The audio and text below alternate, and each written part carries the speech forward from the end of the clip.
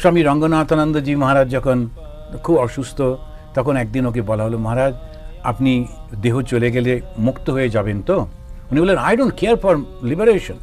কে বললো? আমি মুক্তি চাই না, আমি আবার রামকৃষ্ণ মিশনের ব্রহ্মচারী হব, আবার শাস্ত্র পড়ব, আবার স্বামী বিবেকানন্দের কাজ করব, যত দিন জগতে দুঃখ থাকবে বারবার আসবো আর স্বামীজির কাজ করব। অন্য ধরনের মানসিকতা, নিজের মুক্তি চাইছে না। তো এখানে বলছে যারা ভগবানকে ভালোবাসে ও নিজের মুক্তিও চায় না, না না আমার যা কষ্ট হয় হোক, কিন্তু আমি ভগবানকে দেখব। ওই ভালোবাসা যাদের আছে তাদের কি হয়, তারা এই ভাগবত পাঠ করে তখন তিনটে যে ত্রিতাপ, আদি দৈবিক, আদি ভৌতিক আর আধ্যাত্মিক, এই তিনটে তাপ, তাপ মানে কষ্ট। দেখুন হিন্দুদের এইটা একটা খুব বৈশিষ্ট্য, মাথাটা একদম পরিষ্কার, এত নানান গোলমালের মধ্যেও সমস্ত কিছুকে ছোট্ট ছোট্ট করে দিয়েছে, একদম ক্যাপসুলের মতো। যত গোলমাল আছে, সমস্যা, কষ্ট কোথা থেকে আসে? তিন জায়গা থেকে আসে। একটা হচ্ছে ওই আঙুলটা ওপর দিকে তুলে ওরা বলল এই প্রকৃতি থেকে আসে, প্রকৃতি নানান রকম সমস্ত। এই কিছুদিন আগে একটা আমাদের এই কাছেই নেপার ভিলের ওপর দিয়ে একটা তুমুল ঘটনা ঘটল, সেই কারুর বাড়ির ছাদ উড়ে চলে গেল, কারুর গাড়ি ভেঙে গেল, কত কি সমস্ত হলো। এখন কত লোক ঘর হারা হয়ে কোথায় কোথায় থাকবে এই ওই করে বেড়াচ্ছে। এখন কথা নেই বার্তা নেই, রাত্রির বেলায় হঠাৎ করে ওরকম একটা হলো। এটা কি হলো? অথচ পাশের বাড়িটা ঠিক আছে, ওর ওপর দিয়ে চলে গেল কেন? ওই ত্রিতাপের প্রথম যেটা, ওই প্রকৃতি ওকে কষ্ট দিল। সেজন্য প্রথমেই বলে শান্তি। প্রথম শান্তিটা হচ্ছে তুমি প্রকৃতি আমার উপরে তুমি কিন্তু দয়া করো, আমাকে তুমি কষ্ট দিও না। তো এই ত্রিতাপের দ্বিতীয় হচ্ছে আদি ভৌতিক, আশেপাশে যত আমাদের লোকজন আছে, পশু পাখি আছে, তাদেরকে সবসময় বলা তোমরা কিন্তু আমাকে কষ্ট দিও না। আর তৃতীয় হচ্ছে আধ্যাত্মিক, আধ্যাত্মিক মানে এই শরীর আর মন, আমি। এই আমাকে তখন নিজেকেই বলতে হয় যেন আমার শরীর মন সুস্থ থাকে। শরীর মন সুস্থ না থাকলে আমি কি করে মানুষের জীবন সার্থক করব? এই তিনটে থেকে রক্ষা করবে। শ্রীমদ্ ভাগবতে মহামুনিকৃতে কিংবা পরৈ ঈশ্বরঃ সদ্য হৃদি অবরুদ্ধতে অত্র পৃথিবী শুশ্রূষুভি তৎসনাৎ। এর সঙ্গে সঙ্গে হচ্ছে এরকমভাবে তারপরে ভাগবত পাঠে উৎসব দেওয়ার জন্যে ব্যাসদেব আমাদেরকে এইসব বলছেন যে যাদের কোনো কামনা বাসনা নেই, পরশ্রী কাতরতা নেই, তারা তো এটা পড়বে, ত্রিতাপ থেকে রক্ষা করবে তোমাদের এবং ঈশ্বরময় হয়ে যাবে তোমরা। সুতরাং ভাগবতটা পড়ো। তা প্রথম তিনটে শ্লোক কিন্তু ভাগবত শুরুই হয়নি, শুধু ভাগবতে শুরু করবার আগে উনি এইগুলোকে মানুষকে উৎসাহিত করছেন। শ্রেষ্ঠত্ব বোঝাতে গিয়ে তৃতীয় শ্লোকে বলছেন এই গ্রন্থের শ্রেষ্ঠত্বটা কি? নিগমকল্পতরো গলিতম ফলম শুকমুখাদ অমৃত দ্রব্য সমযুতম পিবত ভাগবতম রসমালয়ম মুহু অহো রসিকা ভুবি ভাবুকাহ। রসিকা ভাবুকাহ, অহো রসিকা ভাবুকা, এটা খুব সুন্দর একটা শব্দ ব্যবহার করছেন। বলছেন ভাগবতে প্রেমী ভক্তগণ। তুমি যদি রসিক না হও তাহলে বাপু এর মধ্যে ঢুকো না, তোমার ঠিক সুবিধে হবে না। সেজন্য রসিক কাকে বলে? যারা ওটা বুঝতে পারে। তা না হলে শুধুমধু যারা ওই ক্লাসিক্যাল মিউজিকের, যেখানে সারা রাত ধরে ক্লাসিক্যাল মিউজিক হয়, আপনারা কেউ কি গেছেন? সেখানে যারা ওটা বোঝে না, কেননা কোনটা ওই সফট একটা হচ্ছে, কোনটা হার্ড হচ্ছে, কোনটা মিড, কোনটা কি কিচ্ছুই জানি না, কিন্তু বিরাট একটা টাকা কিনে প্রথম লাইনে গিয়ে বসে আছি, তারপরে সে আও আও আও করেই যাচ্ছে। বলে আচ্ছা কখন গাইবে? বলছে গাইছে তো। বলছে তাই নাকি? কী সর্বনাশ! তো আমার তো ঘুম পেয়ে গেল, কি উঠি কখন?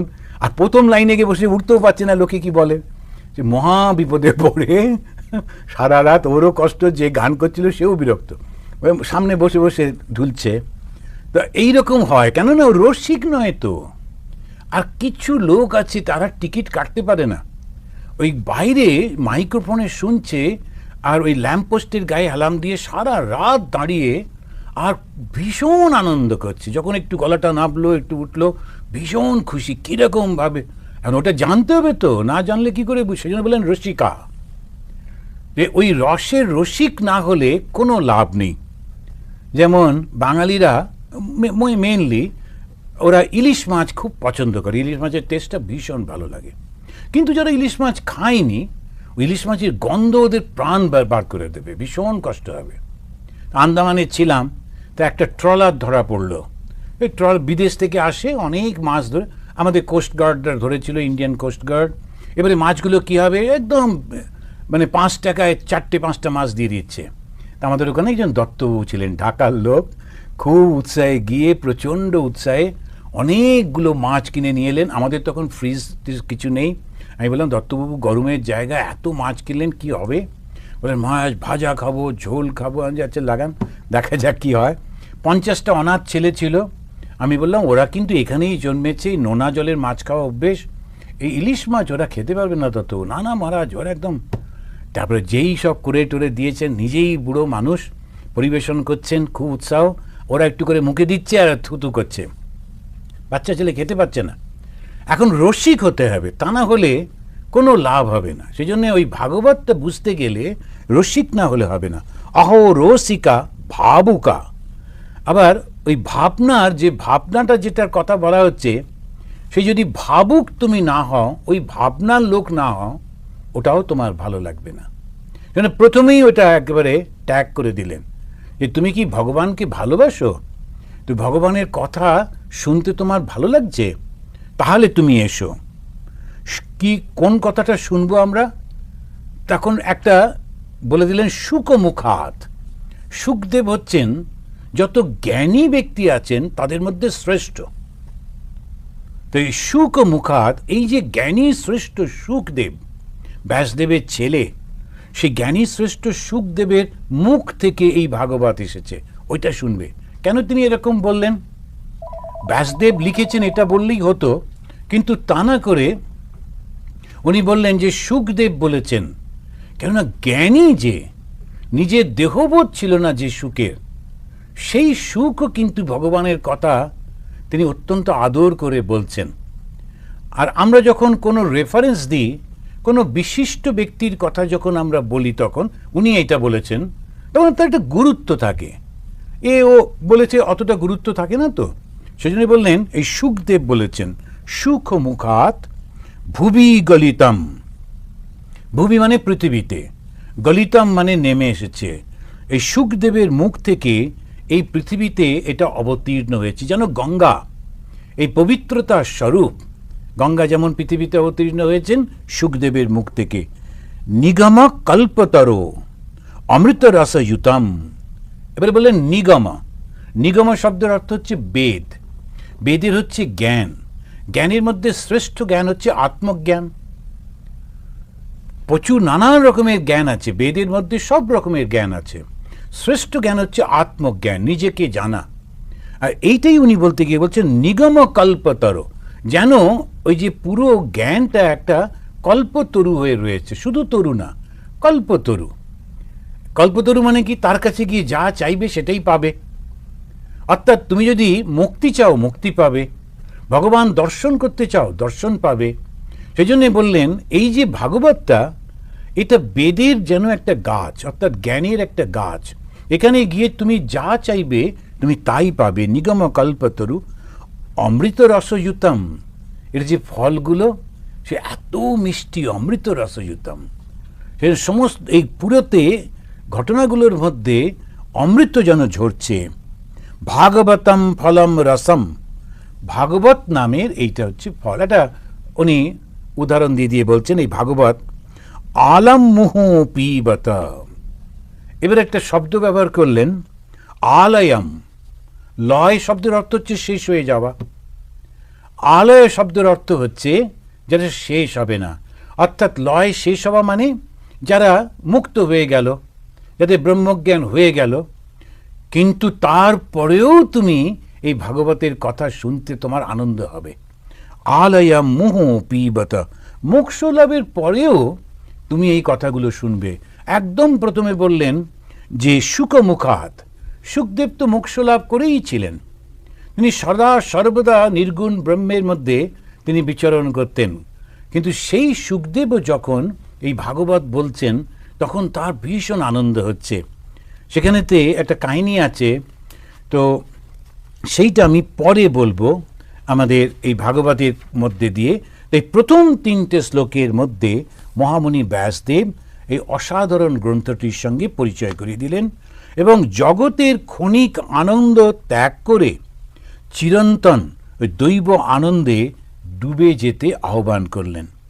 ভগবান শ্রীকৃষ্ণ মানব দেহ ত্যাগ করে তিনি চলে যাবেন, এখন তিনি চলে যাবেন স্বধামে। শ্রীকৃষ্ণ 120 বছর বেঁচেছিলেন, তারপরে উনি স্বধাম চলে যাচ্ছেন, অর্থাৎ আবার তিনি যে অবতার এই সেই ঈশ্বরের চলে যাচ্ছেন। যেই মুহূর্তে তিনি কৃষ্ণ চলে যাচ্ছেন তখন থেকে কলিযুগ শুরু হচ্ছে। এখন সত্য, ত্রেতা, দ্বাপর, কলি, এই যে দ্বাপর যুগ শেষ হয়ে যাচ্ছে কৃষ্ণের সঙ্গে সঙ্গে, এই দ্বাপর যুগের পর কি হবে? তখন ঋষি মুনিরা ভীষণ ভয় পেয়ে গেলেন। ওরা বললেন যে কি হবে এখন, কৃষ্ণ চলে যেই যাবেন, আর কলিযুগে মানুষ তার শরীরটাই তার আসল হবে। সে তখন মন নিয়ে, সে তখন আত্মা নিয়ে চিন্তা ভাবনা করবে না। আর যখন শরীরটাই প্রবল হয়, শরীর সম্পর্কেই সব কিছু হয়, তখন সেইটা দানবিক বলে বলা হয়, কারণ শরীরটার জন্যেই যেন সব কিছু। এবারে জগতের চতুর্দিকে তাকিয়ে দেখুন, ওইটাই সব কিছু, পেপার টেপারে বারবার ওইগুলোই আসছে। উনি এইটার সঙ্গে পালিয়ে গেলেন, ও এটা এই করছে, যেন বিরাট একটা ঘটনা। ওইটাই কি রিপোর্ট করার আছে? আর কোনো কিছু রিপোর্টে নেই। কিন্তু মানুষ ওইটা জানতে চায়, ওইটা পড়তে চায়। বড় বড় লোকেরা, ফেমাস লোকেরা, তারা এটা সারাক্ষণ তারা সবার কাছে থাকতে হবে, তো পেপারের মধ্যে, নিউজের মধ্যে থাকতে হবে, ওই সবই করছেন। এই শরীরটা ছাড়া কিন্তু কিছুতেই বুঝতে পারে না। ওইটাই হচ্ছে কলিযুগের সমস্যা, হচ্ছে এই দেহবোধ। আর দেহটাই হচ্ছে পশুত্ব, আর কোনো চিন্তা করতে পারে না। যে পশু পাখিগুলো তারা শুধু দেহটা নিয়েই থাকে, কি করে বাঁচবো আর কি করে খাবো, এই দুটোই চিন্তা, আর বাকি কিছু নেই। যেমন ওষুধদের বলা হচ্ছে ওই দেহবোধ, তা ওই দেহটাই ছাড়া আর কোনো কিছু নেই। তো সেই কাহিনীতে বলছে 2 ভাই, একই মায়ের 2 সন্তান, অদিতি। তো তারা গেছেন পিতার কাছে, পিতা হচ্ছেন সেই বিষ্ণু। বললেন আমাদেরকে উপদেশ দাও। তখন পিতা বললেন তত্ত্বমসি, তুমি হচ্ছে সেই ঈশ্বর যিনি, তুমিই সে। এবারে 2 ভাই ফিরে যাচ্ছে, বলছে ঠিক বুঝলাম না, চিন্তা করো, ভাবনা করো, তাহলে করে বোঝো। 2 ভাই ফিরতে ফিরতে তারপরে তেষ্টা পেয়েছে, গিয়ে টলটলে পুকুরের জল, ওই জলটা খেতে গিয়ে হঠাৎ ছোট ভাই বলছে, দাদা দেখেছিস, এই তো আমি। তখন তো আয়না ছিল না, ওই পুকুরের জলে নিজের ছবিটা দেখে বলে, এইটাই তো আমাদের বাবা বলেছেন, এই হচ্ছে আমি। এবার আমার জ্ঞান হয়ে গেছে, আমি বুঝে গেলাম, বাস এই শরীরটাকে রক্ষা করতে হবে, যা কিছু করব এই শরীরটার জন্যে। আমি শুধু ওই হয়ে গেল দানব। কিন্তু বড় ভাই একটু চিন্তা ভাবনা করে বলল, না তা তো আবার কথা নয়। আবার ফিরে গেল, গিয়ে বলল, আচ্ছা ও তো বলছে শরীরটা, কিন্তু শরীর তো চিরদিন থাকে না, আর আমরা যার সন্ধান করছি সে তো চিরদিন থাকে, তাহলে কি হবে? তিনি বলেন, তুমি অনেকটা এগিয়েছো, আরও চিন্তা ভাবনা করো। ওই চিন্তা করতে করতে করতেও আত্মজ্ঞান লাভ করলো। বড় ভাই হলো দেবতা, ছোট ভাই হলো দানব। শুধু চিন্তা আর পার্থক্য, আর কোনো কিছু নেই। সেই জন্যে ওই রামচন্দ্রকে বোঝাতে গিয়ে তিনি বশিষ্ঠ মুনি বলছেন, এই চিন্তাটাই আমাদেরকে দেবতা বানায়, এই চিন্তাই আমাদের দানব বানায়। তাই সত্যযুগ, ত্রেতা যুগ, দ্বাপর যুগ মানে কি? এক এক ধরনের চিন্তা। এই চিন্তাটা যখন শেষ হয়ে যাচ্ছে, যখন কৃষ্ণের নিজের বংশ যেটা যাদব কুল, তারা অহংকারে মত্ত হয়ে গেছে, তার নিজের ছেলে সে পর্যন্ত নানান রকম করছে। তো ওই রকম অবস্থায় কৃষ্ণ বললেন, আমি আর থাকবো না, আমার শেষ হয়ে গেছে। ঋষিরা বললেন, তাহলে আমরা কি করব? আপনি চলে গেলে তাহলে তো আর ধর্ম থাকবে না। তখন উনি বললেন, তোমরা বরং নৈমিষারণ্যে চলে যাও। এই নৈমিষারণ্যে সমস্ত ঘটনাগুলো ঘটতে থাকবে। নৈমিষারণ্য কি? আমাদের এই কথাগুলো যখন আমরা বলি, সবসময় একটা নানান রকম এরকম এমনভাবে বলি যেটাকে ঠিক ঐতিহাসিকভাবে বোঝানো যায় না, এটা ঐতিহাসিক সত্য বোঝানো যায় না। নৈমিষারণ্য বলতে গিয়ে আসলে বলা হলো এমন একটা জায়গা যেখানে দীর্ঘদিন সব লোকেরা তপস্যা করেছে, 1000 বছর ধরে সেখানে তপস্যা হয়েছে। তোমরা যদি ওখানে যাও ওই তপস্যার ফলটা তোমরা পাবে। তা একটা এনভায়রনমেন্ট তৈরি হয়। যদি আপনারা যখন মন্দিরে আসেন, কোনো একটা আশ্রমে যান, গেলেই খুব ভালো লাগছে। কেন ভালো লাগছে? মন্দিরের মধ্যে ঢুকলে কিছুই নেই, ওই ঠাকুরমা স্বামীজির ছবি, কয়েকটা চেয়ার, কয়েকটু বসার জায়গা, আর তো কিছু নেই। তবু খুব ভালো লাগে, খুব শান্তি পেলাম এখানে এসে, এরকম সবাই বলেন। কেন? ওই যে ছোট ঘরটা, ওই যে মন্দিরটা, ওর মধ্যে অনেক জপ ধ্যান হয়েছে, শাস্ত্রপাঠ হয়েছে, ওখানে অন্য কোনো চিন্তা কেউ করেনি। সেই জন্যে ওই চিন্তাটা, ওই ভাবনাটা জমাট বাঁধা আছে। এবারে যে ঢুকলো সঙ্গে সঙ্গে তার মনের মধ্যে ওই ভাবটা এসে যায়। সেই জন্যে যারা সৎ লোক, যারা ভালো লোক, যারা ঋষি, তাদেরকে বলা হলো তোমরা ওই জায়গায় চলে যাও, সব এক জায়গায় থাকো। এই নৈমিষারণ্যের আমরা দেখতে পাই এর রয়েছে, এর সম্পর্কে রেফারেন্স রয়েছে দুটো আরও পুরাণে। একটা হচ্ছে বায়ু পুরাণ আর একটা বরাহ পুরাণ। নৈমিষারণ্য সম্পর্কে বলছে। কেন এরকম নাম হলো? অনিমিষ, অনিমিষ মানে যাদের চোখের পাতা পড়ে না, অনিমিষ। বলুন তো আমাদের কোন দেবতার চোখের পাতা নেই? কিছুদিন আগে স্নান টান করে এই বেচারি ঠান্ডা লেগেছে, এখন সেটি পাঁচন খাচ্ছে। হ্যাঁ, একদম ঠিক, জগন্নাথ। এই জগন্নাথ তো বিষ্ণু। তো এই যে বিষ্ণু ভগবান, তার চোখের পাতা পড়ে না। হিন্দুদের কি বুদ্ধি দেখেছেন? পরে যদি আবার জন্মায়, হিন্দু হয়ে জন্মালেই ভালো। তো অবশ্যই এইটাই প্রার্থনা। অসাধারণ বুদ্ধি। অনিমেষ, ভগবান কখনো চোখ বন্ধ করেন না, কেননা তিনি সাক্ষী, সব সময় দেখছেন, চোখটা তাকিয়েই আছেন। ওই জন্যে ওই থেকেই ওই কাঠের মূর্তি বানিয়েছে। কাঠের মূর্তিতে বড় বড় চোখ, চোখের পাতা নেই। অন্যরা দেখলে ভয় পাবে, বাবা ভগবান হিন্দুদের কীরকম দেবতা, দেখলে ভয় পাবে। কিন্তু অসাধারণ একটা সত্য, সেটাকে কি সুন্দর করে ব্যাখ্যা করেছেন। চোখের পাতা নেই, কেননা তিনি অনিমেষ, কখনো চোখ বন্ধ করেন না, সব সময় তিনি দেখছেন। আর দ্বিতীয় হচ্ছে হাত নেই, কেননা কাজের দরকার হয় না, ইচ্ছামাত্র কর্ম হয়। তৃতীয়, তার পা নেই, কোথাও তাকে যেতে হয় না, কেননা তিনি সর্বব্যাপী। ভেবে দেখুন, এই অ্যাবস্ট্রাক্ট আইডিয়াটাকে একটা মূর্তি দিয়ে প্রকাশ করা চারটিখানি কথা। যিনি তৈরি করেছিলেন, নানান গল্প টল্প দিয়ে ওটাকে আমরা এমন করে দিয়েছি, কেউ বিশ্বাস করতে চায় না। আধুনিক যুগের মানুষ একদম বিশ্বাস করতে চায় না। কিন্তু এটা হচ্ছে একটা অ্যাবস্ট্রাক্ট অসাধারণ একটা আইডিয়া, ফিলোসফিক্যাল আইডিয়া, যেটাকে ওই মূর্তির মধ্যে দিয়ে, জগন্নাথ হচ্ছে শ্রেষ্ঠ। তো তিনি অনিমেষ, সর্বত্র তিনি তাকিয়ে আছেন। ওটা বিষ্ণু ক্ষেত্র। বিষ্ণু ক্ষেত্রে চলে যাও। বিষ্ণু ক্ষেত্রে গেলে সেখানে সব কিছু ভালো, ওখানে তোমার ভেতরে এই কলি প্রবেশ করতে পারবে না, কলির কোনো প্রভাব ওখানে পড়বে না। তো সেই জন্যে ওরা ওখানে যাচ্ছেন, সমস্ত ঋষি মুনিরা ওখানে একত্রিত হয়েছেন। এই নৈমিষারণ্যটা যখন পড়ছিলাম মনে হচ্ছিল যেন একটা ইউনিভার্সিটি। অনেক বড় বড় সমস্ত টিচাররা ওখানে রয়েছেন, তাদের ছাত্ররা রয়েছে, সেখানে পঠন পাঠন চলছে, সেখানে রিসার্চ চলছে।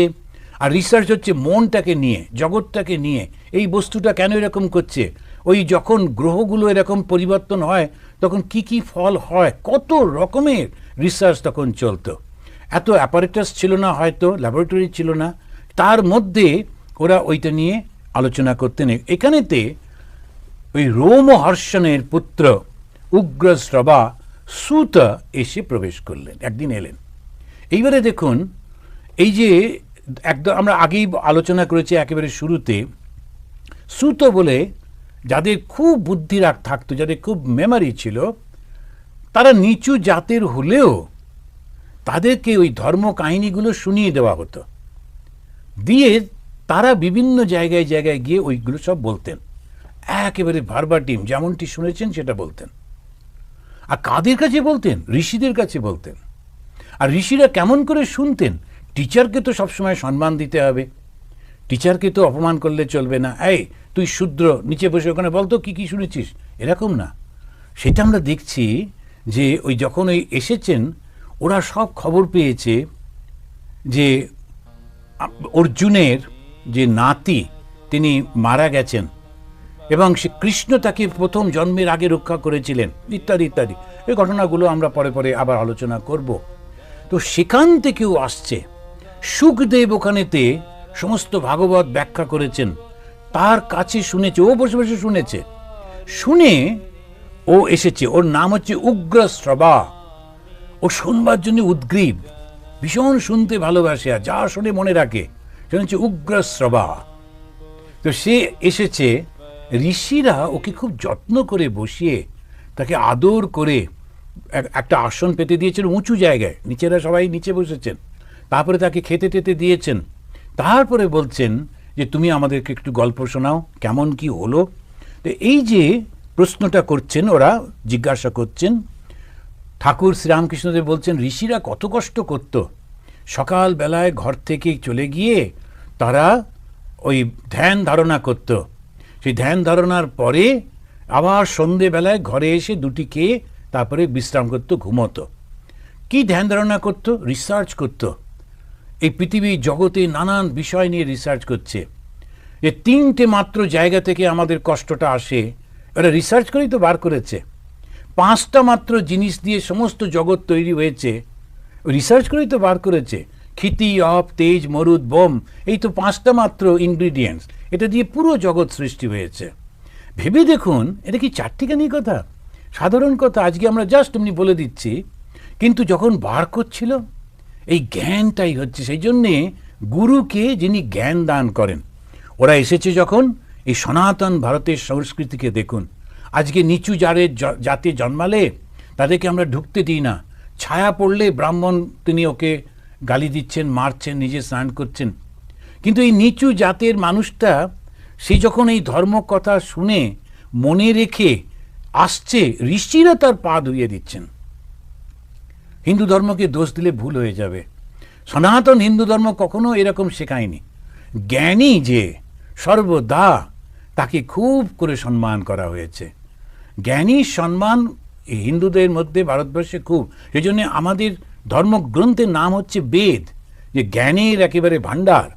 তো এইখানেতে বর্ণনা করতে গিয়ে বলছেন, এইটা বলে আমরা শেষ করব।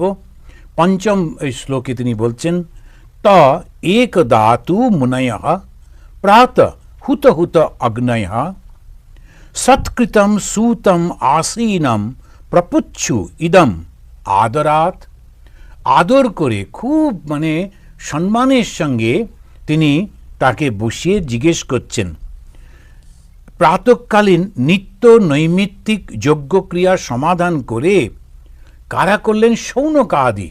শৌনক, ওই যে ঋষির নাম আপনারা শুনেছেন, শৌনক আদি ওই ধরনের সব ঋষিরা, যিনি সুত সমাগত হয়েছেন উগ্রশ্রবা, তাকে অভ্যর্থনা করলেন, খুব আদর করে সম্মান দিয়ে তাকে জিজ্ঞেস করছেন কি হয়েছিল।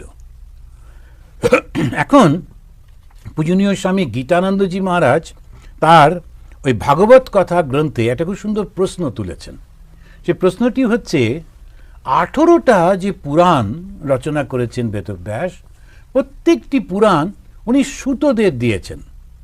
ওই উগ্রশ্রবা এবং তার ছেলে এরা সব শিখেছে, শিখে সব জায়গায় গিয়ে গিয়ে পুরাণ কাহিনী বলেছে। কিন্তু ভাগবত পুরাণটা উনি শুধু নিজের ছেলেকে বলেছেন, ওকে শিখিয়েছেন, অন্য কেউ জানতো না। এই যে উগ্রশ্রবা, ও কার কাছ থেকে শুনেছে? ও শুনেছে কিন্তু ব্যাসদেবের ছেলে সুখদেবের মুখ থেকে। কিন্তু কেন তিনি শুধু নিজের ছেলেকে শেখালেন? কেন সুতদের তিনি বললেন না? এই প্রশ্নটা আজকে থাকুক, এর উত্তর আবার পরের মাসে দেব। সব বলে দিলে পরের মাসে কেউ শুনবে না। সেই জন্যে তো এই সুতকে না শিখিয়ে তিনি তার সব থেকে শুদ্ধ, পবিত্র, সদার এক ধ্যানের মধ্যে মিলিয়ে থাকা সেই ছেলেকে কোনো রকমে ডেকে নিয়ে এসে ভাগবত কথা শুনিয়েছেন। ভাগবত কথা আমরা শুকের মুখ থেকে শুনব, শুকের মুখ থেকে সুত থেকে আমরা শুনব। তো আমরা শেষ করি 3 বার শান্তি শান্তি বলে। আপনারাও বলুন, আদি দৈবিক, আদি ভৌতিক আর আধ্যাত্মিক, এই 3টে শান্তি। ওম শান্তি শান্তি শান্তি। হরি ওম তৎসৎ।